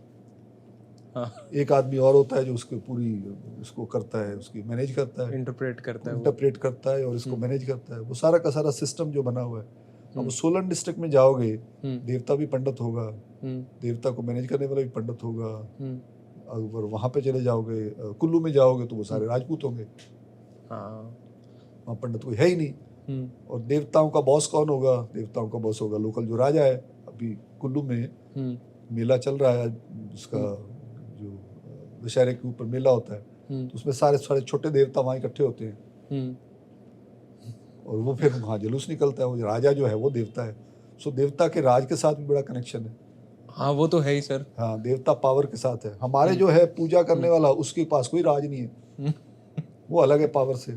तो एक जो रिलीजियोसिटी की हमने एक नोशन बना लिया कि हाँ भी एक छोटा लिटिल ट्रेडिशन, ग्रेट ट्रेडिशन सब मिला के एक हिंदू सिविलाइजेशन थी। ये तो अभी आज की सोच है ना। ओके सर, फॉर इंस्टेंस अगर हरियाणा पंजाब को देखा जाए तो क्या वो टेम्पल गोअर सोसाइटी रही है या एंसेस्ट्रल वर्शिप को ही एक तरीके से वो मान लिया गया है आज के टाइम पे कि इतना कंफ्यूजन है कि हम वर्शिप तो करते थे तो हम धार्मिक तो थे ही, क्या वो उस तरीके से धार्मिक रहे हैं या हाँ, फिर वो एंसेस्ट्रल धार्मिकता अलग वर्शिप? चीज है। वही मैं कह रहा हूँ ना कहीं से हर किसी को धार्मिकता की जरूरत पड़ती है, लेकिन रिलीजियस रिचुअलिज्म जो है वो उस तरह का नहीं था जिस तरह का अब है। जैसा आपने पिछले इंटरव्यू में कहा था कि हाँ, मंदिर नहीं होते थे। हाँ जी, मंदिर नहीं है, लेकिन आपके जैसे पूर्वजों की पूजा करने वाले लोग हैं, लेकिन वो भी कन्फाइंड थी जाटों में, ज्यादातर इस एरिया में। Cast specific. कास्ट स्पेसिफिक है। अब आप चले जाओगे किसी और जाति में, जैसे जिमरो की बात कर रहे थे, उनका एक अपना अलग किस्म का रिचुअल सिस्टम था। अब जो आदमी अनटचेबल है उसको तो मंदिर के आसपास भी नहीं आने देते। तो वो जाटों के जो जठेरे हैं उससे लोकल अनटचेबल को क्या लेना है? उसको पता ही नहीं अंदर चीज क्या है, वो कभी गया ही नहीं। ठीक बात है। उसको आने भी नहीं देंगे वो, है? कि अंदर है क्या, यही अंदर है क्या, उसका तो उसके साथ कोई रिश्ता भी नहीं है। रिश्ता तो उसका है ना जो उसको अपना बड़ा मानता है, और वो तो बिल्कुल अलग रहे हैं। उनका इतिहास अलग है, उनकी रिलीजियोसिटी अलग है, उनका कल्चर अलग है। तो एक गांव में भी अलग अलग कल्चर्स थे, और उनके अपने जो रिचुअल्स थे उनको मतलब बिल्कुल लोकल लेवल पे खुद ही करते थे। वो जोगी हुआ करते थे पहले। वो जोगी जो थे, जोगी मुसलमान भी हो सकते थे, जोगी हिंदू भी हो सकते थे, वही उनकी शादियां करवाते थे। पंडित तो नहीं जाएगा उनके घर शादी करने के लिए। ये सर, मैंने एक इंटरेस्टिंग बात आपको शायद मैंने भेजा भी था पहले। मैं एक गैजेटियर पढ़ रहा था, पंजाब गैजेटियर करनाल डिस्ट्रिक्ट का। तो उसमें ये लिखा था कि 1869 में एक बड़ा फेमाइन हुआ था, और उस फेमाइन इतना खतरनाक था कि मतलब कोई लीफ भी नहीं थी किसी ट्री पे, कोई पत्ता भी नहीं था। तो उस एरिया के अराउंड 65,000 कैटल्स जो थे, पशु मवेशी जो थे, वो मर गए थे। और फिर वो डेप्यूटी कमिश्नर लिखते हैं कि मैं अगर वर्बटन बताऊं आपको कि उन 65,000 पशुओं की वजह से उस एरिया के चूड़े चमार जो थे वो बच गए, क्योंकि उन्होंने उनको खाया और वो उनकी स्टारवेशन मिटी। तो ये अनटचेबिलिटी और साथ ही साथ में ये कास्टिज्म हिंदुस्तान के गांव में, इसको ये ढीला कब होएगा? और ये पैटर्न कितना हमारे ट्रेडिशन में बन चुका है कि हमारे को ये फील ही नहीं होता। फील होता है, अब ढीला हो गया है। ऐसी बात नहीं है कि ढीला नहीं हुआ, ढीला तो कर दिया लोगों ने। तो अब वो बहुत सारे लोग चाहते हैं वो ढीला ना हो, लेकिन सच ये है कि ढीला हो चुका है। आज का जो दलित कहते हैं अपने आप को, जब उन्होंने दलित कहना शुरू कर दिया, उसी टाइम पे उन्होंने उसको आइडेंटिफाई कर लिया कि ये एक हमारे ऊपर गुंडागर्दी चल रही है, हमारे को लताड़ा जा रहा है, इसीलिए दलित बनते हैं ना वो। तो उसी में ढीला हो गया। ढीला कब नहीं होता? ढीला तब नहीं होता जब उसको पूरी तरह से लोग आंख बंद करके स्वीकार कर लेते हैं कि भाई मेरा तो कर्म यही है, मेरा तो धर्म यही है, मेरी तो जीवन यही है। जब वो उन्होंने कहा कि हाँ भी नहीं, तुम तो मेरे साथ जोर जबरदस्ती कर रहे हो, तब मेरी ये हालत है। उसी में बदल गया आधा। तो मेरी नीयत बिगड़ जाएगी। मैं नहीं समझूंगा कि मैं तुम्हारा काम कर रहा हूँ, तुम मेरे को कुछ देते नहीं उसके लिए, तो मैं तो उसको समझूंगा तो ये मेरे को एक्सप्लॉइट कर रहा है। मेरे को मौका मिलेगा मैं भाग जाऊंगा। तो कोशिश करना पड़ेगी चलाने के लिए, मेरी पिटाई करनी पड़ेगी, वायलेंस करनी पड़ेगी। लेकिन उसी में ही टूट गया वो। तो वो पहले जो एक डिपेंडेंस थी, एक एक्सेप्टेड डिपेंडेंस थी, वो तो खत्म हो गई। ये भी है। अब वो तो ऑलरेडी गांव में हो गया है। गांव में जब इवन 1980s में जब लोग साजी सीरी रखते थे, तो उसका फॉर्मलाइजेशन हो गया था। उसमें हर दूसरे दिन लड़ाइयाँ होती थी उनकी। कभी जमींदार उसको मारता था, कभी सीरी उसको थप्पड़ मार देता था जमींदार को। ऐसे केसेस थे। अब तो और भी ज्यादा मुश्किल होगी। किसी भी पूछ से गाँव में पूछ के देखो, काम करवाना हो, लोकल लोग जो दलित लोग हैं वो खेती में काम भी नहीं करने को तैयार। माइग्रेंट लेबर आने का सबसे बड़ा फायदा दलित को यही हुआ है कि उसको अब जमींदार के साथ काम करने की जरूरत नहीं है। वो भी करना नहीं चाहते, वो जमींदार भी उनसे नहीं करवाना चाहते, क्योंकि उनको लगता था ये तो काम ही नहीं करेंगे। तो एक उनकी already autonomous economy Punjab Haryana में तो बन गई है। अब वो जाके शहर में कोई और काम कर लेंगे, रिक्शा चला लेंगे, कुछ भी कर लेंगे, लेकिन वो जमींदार के साथ काम नहीं करेंगे। उनको पता है जमींदार के साथ काम करेंगे वो 8 घंटे की बजाय 12 घंटे तो काम करवाएगा। ऊपर से उसके बाद कहेगा, गालियां भी देगा, उसके बाद कहेगा ठीक है जी अगले हफ्ते आके पैसे ले लेना, फिर कहेगा मेरे को आड़ती ने दिए नहीं। तो वो मतलब एक फॉर्मलाइजेशन तो हो गया रिलेशंस का। इनइक्वालिटी है अभी, ये सच है कि जो दलित है वो गरीब है, दलित अभी भी लाचार हो जाता है सिचुएशन में, क्योंकि जब आपके पास पैसा नहीं है फिर आपको मांगना पड़ेगा। किससे मांगोगे? जिसके पास है वही देगा ना आपको। अब ये इतना हो गया कि कुछ रिश्तेदारों के पास भी पैसा हो गया, किसी को रिजर्वेशन के कारण नौकरी मिल गई। अब जो नौकरी करने वाला तबका है गांव में, उसका सबसे ज्यादा प्रोपोर्शन शेड्यूल कास्ट में है। तो ये मतलब एम्पिरिकली मैंने फाइंड किया था। तो बाकियों में 10-12% है, 5% है, इनमें 27-28% है। तो नेचुरली फॉर एक नया क्लास आ गया है उनके अंदर, जिसकी नौकरी लगी है तो इसका मतलब जेब में थोड़ा पैसा भी होगा, तनख्वाह आती है, बच्चे पढ़ भी जाते हैं। जब एक बार पढ़ाई हो गई तो उसके बाद फिर नजरिया बदल जाता है दुनिया का। ये तो ये हो रहा है सर। जैसे आपने माइग्रेशन की बात करी, तो माइग्रेशन जो अभी हो रहा है हरियाणा पंजाब के गांव में, स्पेशली यूपी और बिहार से, वो कैसे गांव को रीसेप कर रहे हैं? क्योंकि जैसे मैं कभी कभी गांव जाता हूं तो उसमें वो कहते हैं अब ये तो इतने यूपी बिहार के आगे तो ये रहेंगे, अपना तो कम नंबर आओगे, ये तो 50-50, 40, 60-60 लोग हर गाँव में है और वहाँ पे उनके बच्चे पढ़ते भी हैं। तो वो कैसे रीसेप हो रहा है? सारी दुनिया रीशेप हो रही है। ये सिर्फ हमेशा भी होती रही है, पहले भी होती थी।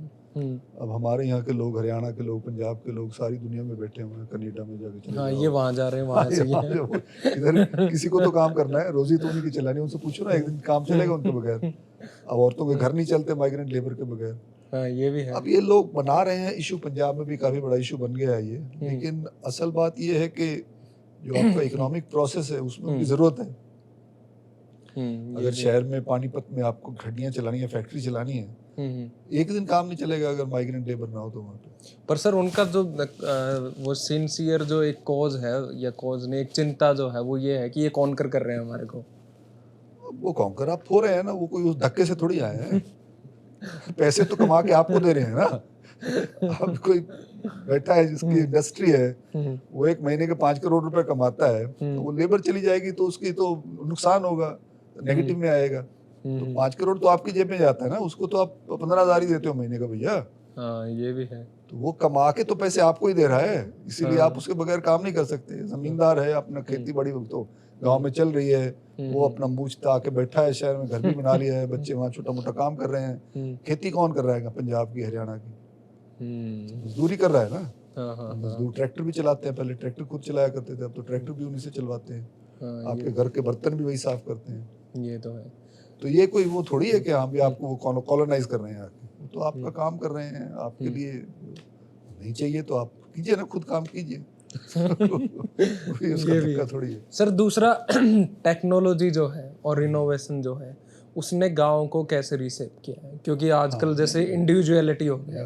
नहीं, 3-4 चीजें हैं। एक तो ये कि खेती की टेक्नोलॉजी जो आई है ना, ट्रैक्टर आया, मशीनें बाकी आई, उसने पूरा का पूरी तरह से चेंज कर दिया गांव का। जो पहले मेरे को याद है, जब फसल कटती थी 2 महीने तक चलता रहता था काम।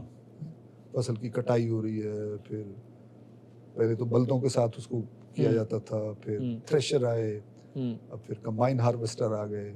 वो जो चीज़ 2 महीने चलती थी अब 1 हफ्ते में सब खत्म हो जाता है। Sir smartphones.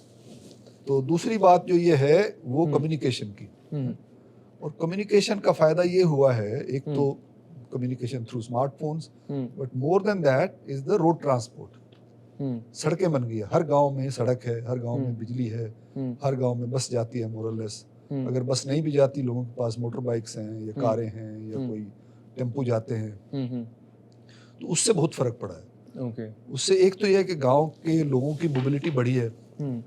दूसरा जो गांव की इकोनॉमी जो है ना, गांव में जाइए अगर आप, गांव में एक एवरेज गांव में 150 अडल्ट जो हैं वो काम करने वाले हैं, जो फिजिकल लेबर करते हैं या काम करते हैं। अब उसमें से इनवेरिएबली जो मेजॉरिटी जो है वो नॉन एग्रीकल्चर में है। पहले 90% 80% लोग खेती में ही काम करते थे, 10-15% इधर छोटा मोटा करते थे। अभी जो है 90% जो लोग, अब 50-60-70% लोग हैं वो खेती से बाहर का काम करते हैं। जो लोग फुल टाइम खेती में एम्प्लॉयड है, there number is very small. जो करते भी हैं खेती का काम करते हैं, साथ में कुछ और काम भी करते होंगे। तो अब वो क्या हुआ है कि कम्युनिकेशन के होते हुए सड़कों बन गई, मोबाइल फोन आ गए, गाँव में बैठ के लोग काम शहर में कर रहे हैं। अच्छा। जैसे आपने काम सीख लिया इसका छोटा मोटा रिपेयर करना इलेक्ट्रिक का। हम्म, अब इलेक्ट्रिक रिपेयर का जो काम है कोई हम्म, अब इलेक्ट्रिक रिपेयर काम करने का काम आपको सारे एरिया से आता है। हम्म, तो किसी ने फ़ोन कर दिया, यार मेरे को ये चाहिए, हम्म, तो मेरे घर में लाइट नहीं है, तुम आ हम्म, सकते हो। अब वो आदमी शहर में अगर मकान लेके रहता है हम्म, तो उसको किराया देने पड़ेगा, हम्म, छोटी सी जगह मिलेगी, स्लम में रहना पड़ेगा। हम्म, 7 किलोमीटर दूर गांव है, हम्म, तो वहाँ पे उसका पुराना घर है, वहीं रहता है अपना। कंप्लेंट आई, अपना मोटरसाइकिल उठाया, 15 मिनट में आपने पहुँच के काम करके, और कोई काम है तो ठीक है, नहीं तो वापस आ गए। तो ये इस तरह की कम्युनिटिंग बहुत बढ़ गई है। ओके। सुबह निकलेंगे लोग, काम करके आएंगे, शाम को घर वापस आ जाएंगे। किसी गांव में चले जाओ, हरियाणा, पंजाब में, हम्म, वेस्टर्न यूपी में, इस एरिया में, इवन अदर एरियाज में, हम्म, गांव के अंदर एक अलग किस्म का एक मध्यम वर्ग जैसे आ गया है। हम्म, उसका और हमारे में कोई फ़र्क नहीं है। उस घर में सब चीज़ें होंगी जो हमारे यहाँ पे हैं। हम्म, अब बहुत सारे लोग हैं यहाँ से, दिल्ली से उठ के गाँव में जा रहे हैं हम्म, क्योंकि वहाँ पे सब कुछ अवेलेबल है, वर्क फ्रॉम होम हो सकता है। ये भी। पर सर जैसे इंडिविजुअल का जो स्पेस है उसको भी स्मार्टफोन ने कॉन्कर कर लिया है। जैसे गांव में पहले जॉइंट फैमिली सिस्टम होता था, अब 5 आदमी बैठे हैं तो टीवी देखते नहीं हो, पांचों अपने फ़ोन में लगे हुए हैं। और इससे भी ज़्यादा मैं उन लोगों की बात करना चाहता हूँ, वो पेरेंट्स जिनके बच्चे बाहर जॉब करते हैं और पेरेंट्स वहीं पे रहते हैं। उनमें भी एक तरीके की एक लोनलीनेस है कि वो उनके बच्चे कहीं और हैं, वो कहीं और रह रहे हैं, तो उनका जो इकलौता सहारा है वो सोशल मीडिया और फिर फ़ोन रह जाता है, जिसके सहारे वो अपना टाइम स्पेंड कर रहे तो हैं। वही बात आ गई ना वापस, हम्म, गाँव की अलग चीज़ नहीं है, शहर में भी तो यही हो रहा है ना। हम्म, अब ये है कि शहर और गांव में कोई फर्क पहले भी नहीं था, उस तरह का फर्क। हम्म, जो प्रॉब्लम शहर की प्रॉब्लम वो गांव की भी प्रॉब्लम है। हम्म, तो ये सोशल मीडिया आया है, दोनों चीजें हैं। इसका एक ना हमें उसका एक सिंगल उसमें नहीं देखना चाहिए, ये दोनों चीजें हैं। एक साइड में तो एक कनेक्टिविटी बढ़ी है लोगों की, हम्म, आपके बच्चे कहीं भी बैठे हैं, हम्म, बात कर सकते हैं आप उनसे, कोई ज़्यादा दिक्कत नहीं है, देख भी सकते हैं शक्ल, हाँ, कमाई वीडियो करने, कॉल, हाँ, वीडियो कॉल भी कर सकते हैं। और आपको हम्म, कुछ लोनलीनेस है भी सही, लेकिन साथ में आपको कोई तो सोर्स है बात करने का। ये भी है। तो लोनलीनेस तो पहले भी थी, लेकिन ये आपकी बात सही है। लेकिन ये मैं कह रहा हूँ, ये गांव की कोई पिक्यूलियर चीज़ नहीं है, हम्म, ये गांव स्पेसिफिक नहीं है, हम्म, गांव करके नहीं है वो। ओके। अब वो हर जगह पे यही है, शहरों में भी वही है, गांव में भी वही है। गांव में एटलीस्ट थोड़ा फिर भी लोग एक दूसरे से बात कर लेते हैं। घर से बाहर निकले, कोई मिल जाएगा, किसी के घर चले गए तो आपको ये नहीं कहेगा कि हाँ भी तुमने तो फ़ोन किया ही नहीं, बताया नहीं था मेरे को, कैसे आ गए हैं? तो थोड़ा बहुत तो सोशियलिटी जो गांव की अभी भी है, वो रिलीजन में भी आई है। लोग कीर्तन में जाएंगे, भजन में जाएंगे, इसीलिए लोग ढूंढ रहे हैं। और ये तो मोमेंट्री है, देखो आगे क्या होता है। अभी तो मतलब ये शुरुआत है सोशल मीडिया की। ओके सर, इस बुक में जो आपने 3-4 ओपिनियन बताए हैं जो अपने लीडर्स के थे गांव के प्रति, जैसे अंबेडकर का ओपिनियन है, नेहरू का है, गांधी का है और फिर टैगोर का है। तो अंबेडकर का तो बिल्कुल एक परसेप्शन है, वो लिव्ड परसेप्शन जो है, या उसको थोड़ा सा एक तरीके से लोग थोड़ा सा नेगेटिव भी कहते हैं, क्योंकि वो बिल्कुल गांव की सच्चाई बता रहे हैं। गांधी तो सोल बता रहे हैं हिंदुस्तान की गांव में। नेहरू वो क्राफ्ट, आर्ट और इंफ्रास्ट्रक्चर डेवलपमेंट की बात कर रहे हैं। तो इन तीनों चारों लोगों के जो गांव के जो ओपिनियन है उनको कंपेयर करके थोड़ा सा समझाइए सर, अगर हम अंबेडकर से शुरुआत करें तो। एक ना एक सब में कॉमन चीज़ भी है। एक ये है कि ये सब लोग जो नेशनलिस्ट मूवमेंट चलता है इंडिया में, लेट 19वीं सदी के आखिर में लोग इकट्ठे होना शुरू होते हैं। तो ये सब अंग्रेजी पढ़े हुए हैं, सब थोड़ा घूम फिर के आए हैं, दुनिया देख के आए हैं। तो इनके लिए सबसे बड़ा चैलेंज ये है कि हमारे देश के बारे में हम क्या अपनी धारणा बनाएं। तो वो देश की धारणा बनाने के लिए वही पढ़ते हैं जो अंग्रेजों ने लिखा है। अच्छा। तो किसी ना किसी लेवल पे ये सारे के सारे उसी के बेस पे अपनी धारणा बनाते हैं। क्योंकि अंग्रेजों ने जैसे मैकाफे लिखा था, India is the land of village republics, तो ये सारे के सारे मान लेते हैं कि हाँ भाई इंडिया तो सारे गांव में ही रहता है। चाहे वो अम्बेडकर हो, चाहे वो नेहरू हो, चाहे वो टैगोर हो, चाहे वो गांधी हो। तो फिर ये भी मान लेते हैं कि भाई पहले तो गांव हुआ करते थे, शहर तो अभी आए हैं। शहर तो वेस्टर्न सिविलाइजेशन का एक रिफ्लेक्शन है या उनकी देन है, उन्होंने यहाँ शहर डेवलप किए, जो कि अपने आप में सच्चाई नहीं थी। मतलब सारे शहर ही थे यहाँ पे। गांधी तो कभी, गांधी की फैमिली भी गांव में नहीं रही। पोरबंदर, पोरबंदर की बात करते हैं, पोरबंदर के लोग कृष्ण के टाइम पे कहते हैं जैसे ना, वहाँ आपने पे लिखा है सुदामा। सुदामा पोरबंदर से आया था तो वो भी शहर ही था। अब नेहरू है, नेहरू क्या था, नेहरू तो मतलब शहर। इलाहाबाद में पैदा हुआ, उसका फैमिली पहले दिल्ली में रहती थी। दिल्ली में जहाँ वो आए थे, कॉल थे, वो कश्मीर से आए थे, श्रीनगर से। अब श्रीनगर से आते हैं, श्रीनगर भी शहरी था। श्रीनगर को अंग्रेजों ने थोड़ी बसाया था, पहले से। Srinagar is an ancient city. Srinagar से आते हैं यहाँ पे, तो वो कॉल थे, कॉल पंडित थे ये। तो यहाँ के कहीं नहर के किनारे, जमुना के किनारे बसना शुरू कर देते हैं। तो वहाँ से इनका नाम नेहरू बन गया, नहर के पास रहने वाले, तो नेहरू हो गई है कॉल की बजाय। फिर वहाँ तो उनका कोई गांव से ताल्लुक नहीं था, फिर भी उसने सोचा कि हाविडे is land of villages. Tagore है, टैगोर का राज, माँ तो बाप जो बड़ा लैंडलॉर्ड था उस टाइम पे, सारी दुनिया घूम रहा था वो। कभी रशिया जा रहा है, कभी इंग्लैंड जा रहा है, आधा टाइम तो वो शिप में ही रहता था। वो तो बहुत बड़ा इलीट था टैगोर। ठाकुर देवेंद्र नाथ या ऐसा कुछ। हाँ, वो वहाँ उस एरिया की बड़ी बहुत बड़ी अमीर और रिच ठाकुर फैमिली थी। उनका घर है, आप गए हो वहाँ? हाँ, मैं गया हूँ वहाँ पे। जमींदारा था उनका। जमींदारा का मतलब ये पैसा कमाते थे वो, अंग्रेजों को देते थे, खुद अपने रखते थे। उनके अपने खुद के वो जो पेजेंट थे जिनके ऊपर वो राज करते थे। तो ये एक इलीट परसेप्शन थी। इलीट को लगा कि अंग्रेज ठीक ही कह रहे होंगे, हालांकि खुद को उन्होंने नहीं देखा। India was land of villages, इसलिए विलेजेस के बारे में। और उसके साथ एक धारणा आती है कि हाँ भाई, एक विकास का रास्ता है वेस्ट की तरह बनने का। अब गांधी उसको एक अलग तरीके से, क्रिटिकल तरीके से देखते हैं कि हाँ भाई, ये जो है इससे तो हमारा औकात तो खत्म हो जाएगी। अगर हमें अंग्रेजों की तरह बनना है, तो चाहे अंग्रेजों का राज हो या अपने लोगों का राज हो, थियरी तो वही रहेगी। He was right.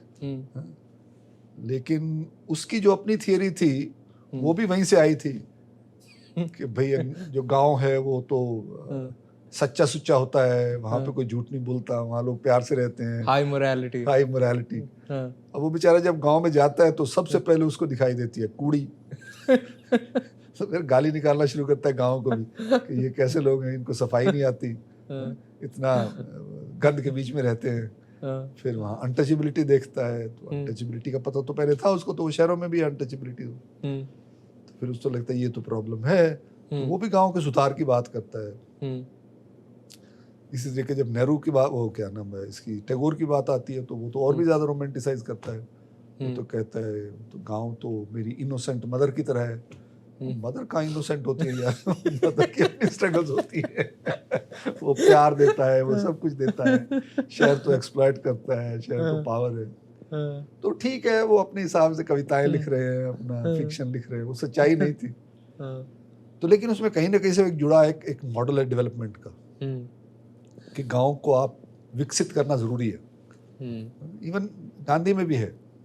और देश के बाद जब इंडिया ने कम्युनिटी डेवलपमेंट प्रोग्राम शुरू किया, वो उसी थियरी पे बेस्ड था। ओके, पर जैसे अंबेडकर तो कहते हैं कि हाँ, अंबेडकर इन सब से थोड़ा अलग था। हालांकि अंबेडकर भी ये मान लेता है कि इंडिया गांव में ही रहता है। अब ये अंबेडकर, यहाँ पे अंबेडकर गांधी की तरह है या नेहरू की तरह है, उसी थियरी पे चल रहा है। क्योंकि अंबेडकर की अपना जो एक्सपीरियंस है कास्ट का, वो तो शहर का ही है। जब वो एक छोटी सी किताब लिखता है, वेटिंग फॉर वीजा, वो वापस आता है वहां से इंग्लैंड से अपनी पढ़ाई करके, तो वो बॉन्ड लिख के गया था महाराजा बड़ौदा के लिए कि भाई मेरे को आप, वो उन्होंने फेलोशिप दिया है, महाराजा कहा था वहां से आके तुम्हें मेरे साथ काम करना पड़ेगा। मैंने कहा ठीक है जी। वो बॉन्ड क्योंकि दिया हो तो उसने, तो वो अपने आप को ऑफर करता है जी, मैंने अपनी पढ़ाई पूरी कर लिया, मेरे को नौकरी दे दीजिए, मैं आपका साथ काम करने को तैयार हूँ। तो वो नौकरी दे देते हैं उसको। अब नौकरी तो मिल गई लेकिन घर तो नहीं मिला। तो जब घर ढूंढने जाता है तो शहर में उसको घर देने को तैयार नहीं कोई। जहाँ भी जाता है उसके अपने जो दोस्त भी हैं, तो वो भी जब घर रहने की बात आती है तो अपना कतराना शुरू कर देते हैं, नहीं यार सॉरी, मेरे ना मैं बिजी हूँ इस चीज़ के लिए, आई कांट हेल्प यू। तो वो बेचारा खूब कोशिश करता है 2-3 महीने वहाँ पे काम करने की, घर में रहने की। फाइनली एक पारसी धर्मशाला में उसको घर मिलता है, वो रहने को मिलता है, जगह मिलती है। लेकिन पारसियों को भी जब पता लग जाता है कि यहाँ पे महार रह रहा है, तो वो सारे इकट्ठे आ जाते हैं मारने के लिए उसको। तो तब वो वहाँ से बिल्कुल बेसिकली अपना सामान लेके भागता है वापस बॉम्बे। तो उसकी जो एक्सपीरियंस है अनटचेबिलिटी का वो तो शहर का है, लेकिन वो गांव की सच्चाई को बता रहा है इस तरीके से कि भाई गांव में दलित के लिए कोई स्पेस नहीं है। जो तुम लोग गांव को सेलिब्रेट कर रहे हो ये तुम अपने तरीके से कर रहे हो, लेकिन जहां वहां पे जाके रह के देखो there is no one single गांव। And there Ambedkar is absolutely correct. वो अम्बेडकर जो गांव की जो इंटरनल डिविजन्स हैं कास्ट के, और वो इंटरनल डिविजन्स जो कास्ट के हैं वो बेसिकली वायलेंस बेस्ड है। एक इंसान है जो हमारे यहाँ शायद थोड़ा कम था, लेकिन महाराष्ट्र जैसे स्टेट में जब कोई दलित आता था सफाई करने के लिए भी, कूड़ा उठाने के लिए भी, वो पीछे उसके झाड़ू बंधा होता था। Oh my God. आगे आगे चल रहा है, पीछे पीछे झाड़ू लग रहा है।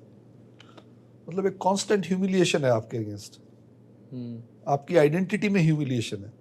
आपको रियलाइज किया जाता है कि आप इंसान तो है ही नहीं, आपको डिह्यूमनाइज कर दिया जाता है। अब वो अम्बेडकर क्या लिखता बेचारा गांव के बारे में? हाँ उसको गांव अच्छा लगता है। अब जब गांधी कहता है कि हाँ भी मेरे को तो गांव रिवाइव करना है, तो उसको तो इरिटेट करेगा ना कि क्या चाहते हो, मैं जाके वहां पे अपनी वकालत छोड़ के झाड़ू लगाऊं गांव में तेरे? वही होगा ना रिवाइवल का काम। कौन झाड़ू लगाएगा? गांधी ये तो नहीं कहता कि हाँ भी हमें कास्ट सिस्टम खत्म करना है। गांधी कहता है कास्ट में तो कोई प्रॉब्लम नहीं है, अनटचेबिलिटी खत्म करनी है। वो अनटचेबिलिटी कैसे खत्म करोगे कास्ट को रख के? डिवीजन ऑफ लेबर है। डिवीजन ऑफ लेबर नहीं है, that's what Ambedkar says that this is division of labourers.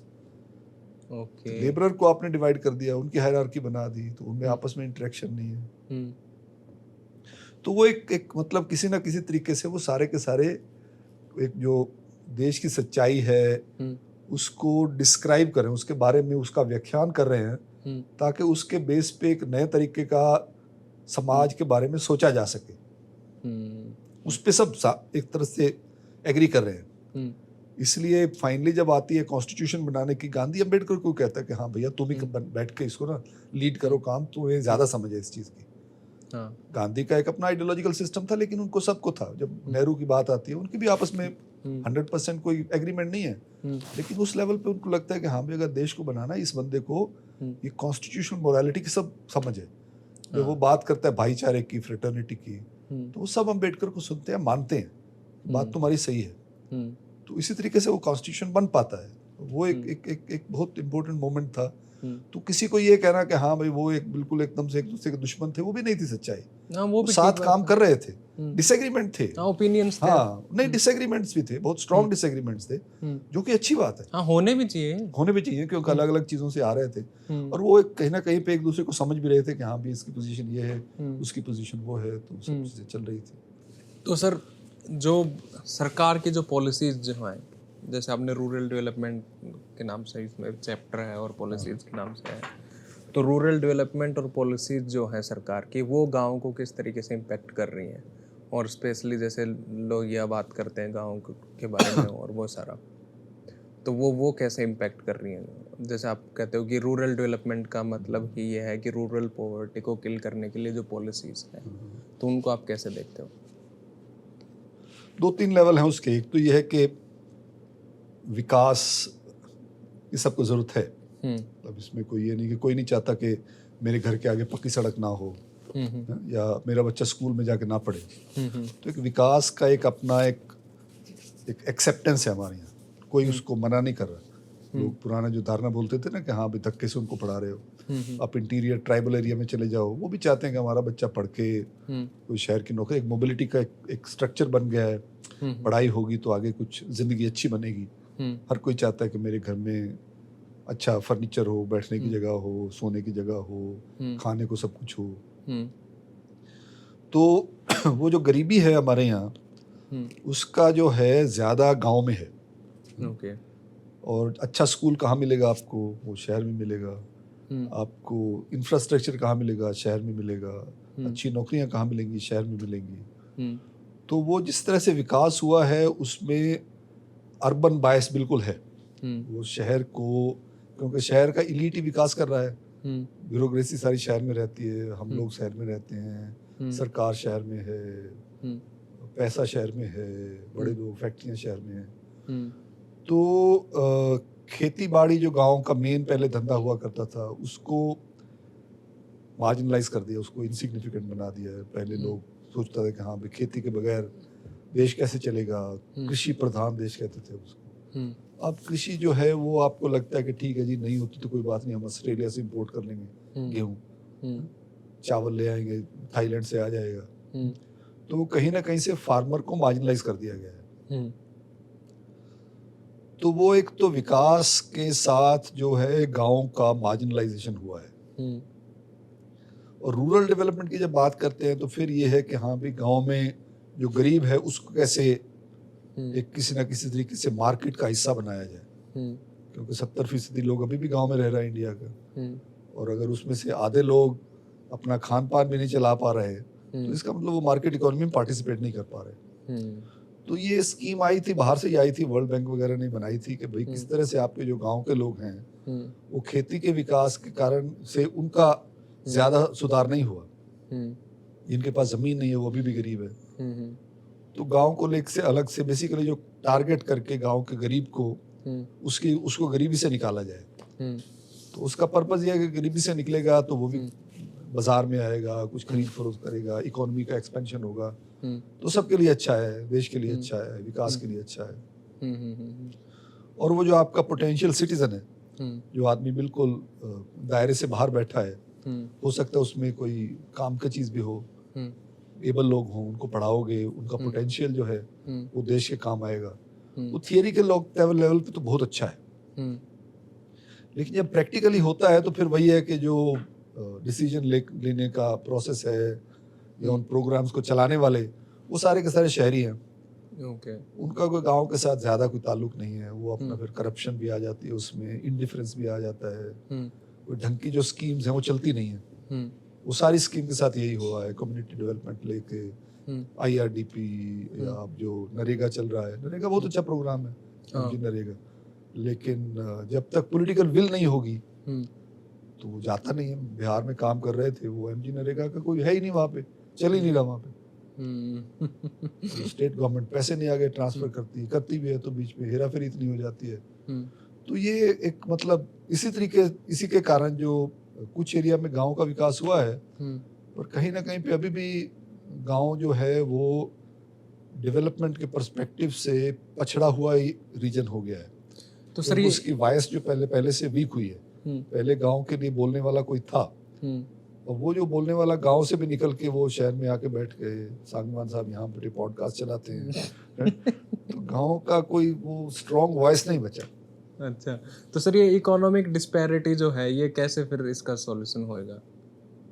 अभी तो बढ़ रही है भैया, सोल्यूशन तो दूर की बात है। अभी परसों रिपोर्ट आया एक और, हुरून लिस्ट जिसको बोलते हैं, कि इंडिया में जो इनके पास 1000 करोड़ से ज्यादा संपत्ति है उनका नंबर और बढ़ गया है। तो इंडिया में अब दुनिया के अमेरिका और चाइना के बाद इंडिया है जिसके पास सबसे ज्यादा डॉलर बिलियनियर्स हैं। अब वो उसी को सेलिब्रेट किया जा रहा है। गरीब की कौन बात कर रहा है आजकल? अच्छा। अभी तो इनइक्वालिटी तो बढ़ रही है, गरीबी थोड़ी कम हो रही है। मतलब ऐसा नहीं है कि लोग भूखे मर रहे हैं, उसके लिए सरकार के पास है, ठीक है जी, उनको राशन दे दो, ये दे दो, लेकिन इनइक्वालिटी बढ़ रही है और उसका असर तो होता ही है हर तरह से। सर पॉलिटिकल पावर जो गांव के पास पहले होती थी, और जिसमें जैसे हरियाणा में कहते थे पॉलिटिक्स ऑफ चौधर, तो वो एक आदमी कह देता था, वही सब कुछ उसकी मान्यता होती थी। और इसको अगर हम बड़े पर्सपेक्टिव में देखें तो क्या गांव की जो पॉलिटिक्स है और गांव की जो पावर है या वोट बैंक जो है वो क्या आज उसमें इतनी क्षमता रह गई है कि वो नेशनल सिनारियो चेंज कर सकता है? नहीं, बिल्कुल भी नहीं। उसके 2-3 कारण हैं। एक तो ये है कि गांव का जो अपना पावर स्ट्रक्चर बहुत चेंज हो गया है। तो जो गांव का जो पहले इन्फ्लुएंस था वो रीजनल पॉलिटिक्स के थ्रू था। जैसे हम बात करें चौधरी चरण सिंह की या चौधरी देवीलाल की, या हमारे यहाँ पंजाब में बादल्स थे, तो वो रीजनल पॉलिटिक्स जो थी वो कंट्रोल कर रहा था जो गांव का जमींदार है। तो 1950 के बाद जो 60 के दहाके से जैसे डेमोक्रेटाइजेशन होता है, तो जो गांव का इलीट है वो निकल के कहीं ना कहीं से आके स्टेट कैपिटल में बैठता है। स्टेट कैपिटल को वो इन सेंस एक प्लेटफॉर्म बना के वहाँ पे फिर अपने लोगों की बात करता है, मोस्टली एग्रीकल्चर को लेके बात करता है। अब हुआ क्या कि जो 1960s का लीडरशिप आया वो आके फिर शहरों में बस गया। उनके जो बच्चे फिर शहरों में ही पैदा हुए, और जिस तरह से विकास हो रहा है उससे अगर उसको आगे जाना है तो उसको भी शहर में इन्वेस्ट करना पड़ेगा। उसने यहाँ पे थोड़ा रियल एस्टेट में इन्वेस्ट किया, कुछ उसकी ज़मीन थी शहर के पास, वहाँ पे शहर पहुँच गया। तो वो पहले 25 लाख किले का था, अब 25 करोड़ हो गया, 250 करोड़ हो गया। अब उसके पास पैसा आ गया।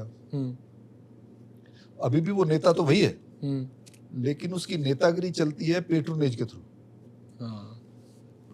अब क्योंकि वो गांव में जाता है, गांव में पकड़ता है 5-4 लोगों को जो मतलब ठीक ठाक है, लेकिन उस तरह का कोई बड़ा आदमी नहीं है, तो उनको बोलता है कि भाई तुम थोड़ा ना ध्यान रखो मेरा, बाकी कोई काम वाम हो तो मेरे को बताना। तो अब ये जो डेवलपमेंट स्कीम्स हैं उनके थ्रू हमारे यहाँ एक वर्ड है क्लाइंटेल पॉलिटिक्स, क्लाइंटलिस्ट। हाँ, तो भाई ठीक है, तुम्हारे 5 गरीब लोगों का तुमने कुछ वो प्रोग्राम स्कीम दिलवानी है, तो तुम आओगे पॉलिटिशियन के पास, पॉलिटिशियन फ़ोन उठाएगा, लोकल ब्यूरोक्रेट को फ़ोन करेगा कि हाँ भाई ये 5 आदमी, इनका सर का काम हो जाना चाहिए। ठीक है जी, हो जाएगा। तो उनको 5 को स्कीम मिल गई।